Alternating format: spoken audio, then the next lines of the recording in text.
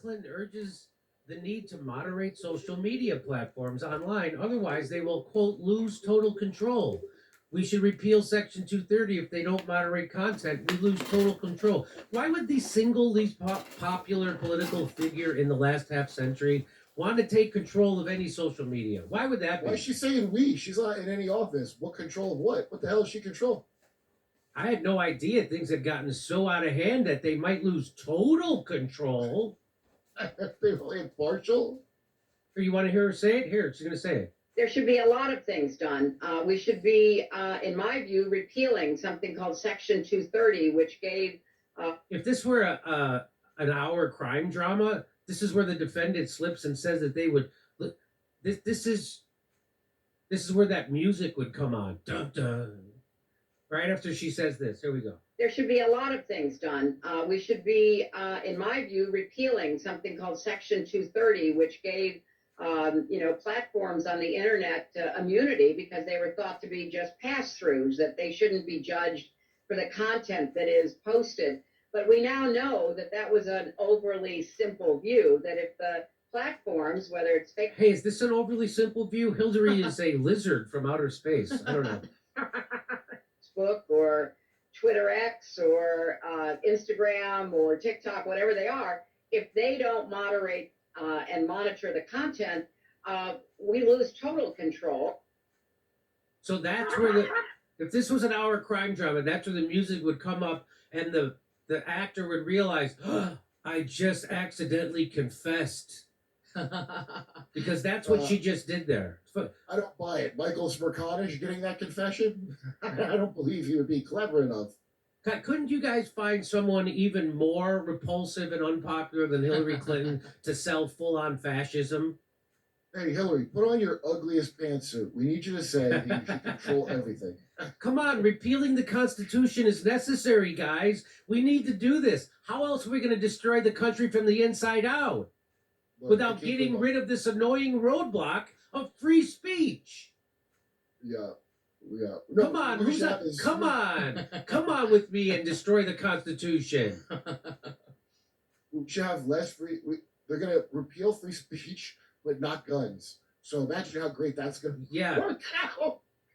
You can still have guns, but you can't talk. Say it with a gun. You know, here's a funny story about Section 230.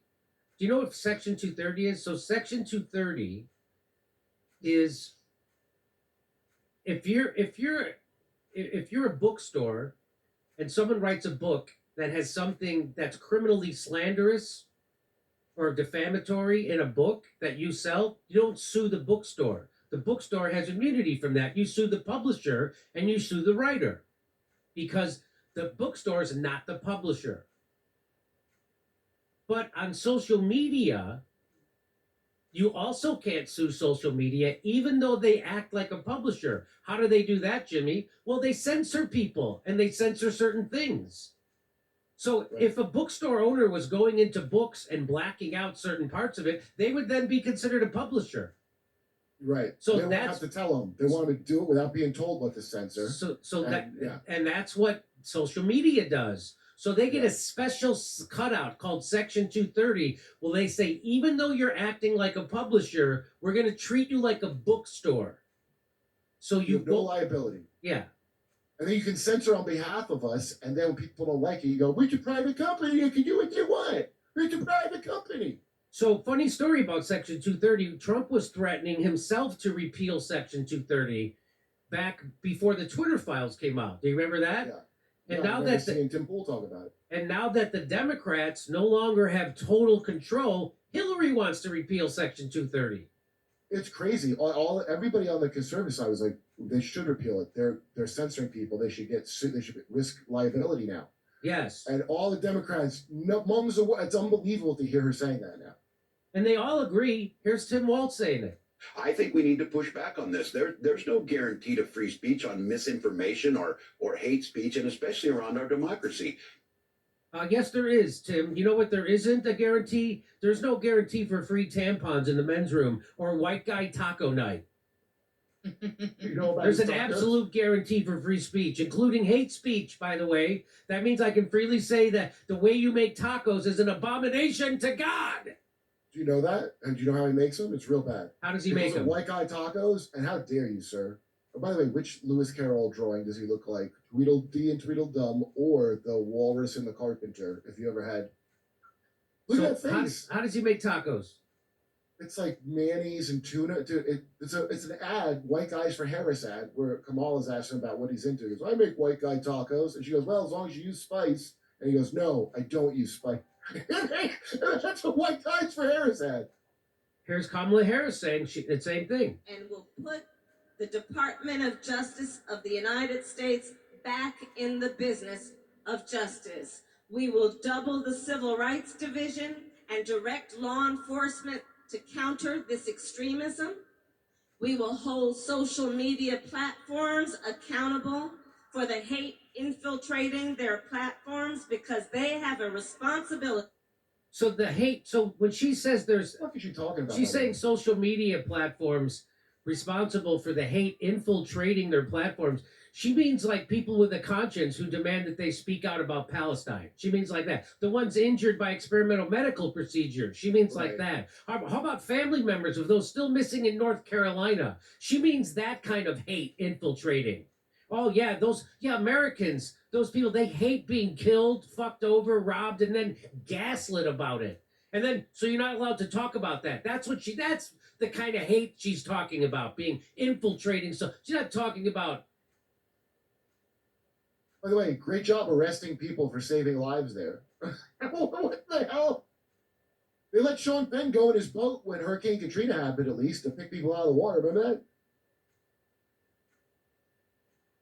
No? Yeah, Sean Penn went in his boat and he got people out in Hurricane Katrina. Oh, I do remember that. I remember conservatives like, you asshole, Sean. I mean, good for him, Sean Penn. He pulled people out for real. Good for him. You're not allowed to do that no more. So that's right. You're not allowed to do that.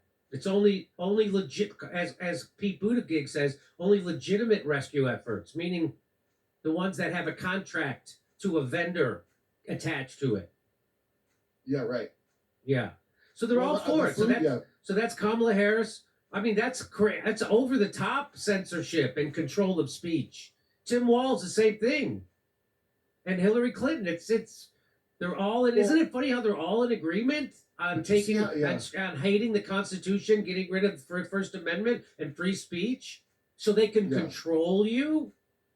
Oh, also when a disaster happens, it seems it could be kind of a new development that they don't want people helping. And it seems like a furthering of we're the ones in charge and you're the animals in the shelter. That's right. You don't need to even know how this works. You can't. I watched an interview with the woman. Oh, was it on you? You maybe did it. The helicopter pilot? Or I watched the local news report on it where they're asking the woman that went out to talk, like the Kimberly Cheadle of the fire department. She goes, well, they're not authorized to do it. That's what she was saying. Like DMV kind of shit. Hey, come see us on tour. We'll be in Tempe, Arizona, Los Angeles, Columbus, Ohio, Dayton, Ohio, Cincinnati, Lexington, Burbank, California, and Honolulu. Go to jimmydore.com for a link for those tickets. Don't go anywhere else. Thank you.